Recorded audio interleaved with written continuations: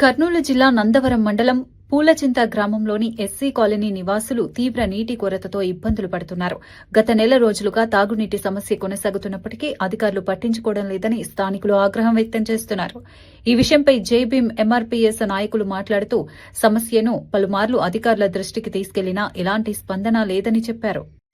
నందవరం మండలం కర్నూలు జిల్లా పూలచింత JBM MRPS గ్రామ అధ్యక్షునిగా మాట్లాడుతున్నాను.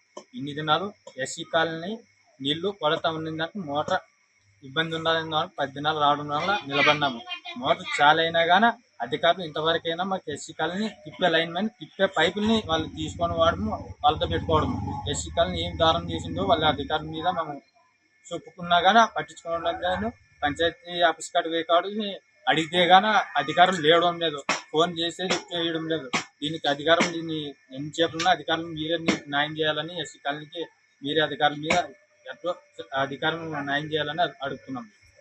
కాలనీలో పొలాలు పైపు ఇంటింటి పొలా చేస్తానన్నా కానీ వేయలేదు.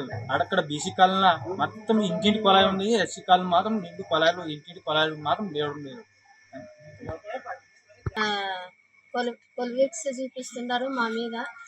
మాకు నీళ్ళు ఈడట్లేదు. ఏంటికి మేము ఏం చేసినాము ఈ ఊర్లో మాకు మాదిగోళ్ళు అంటే ఎందుకు నీళ్ళు ఏదో ఒక సమస్య చేస్తారు. ఎందుకు చేస్తారు అట్లా?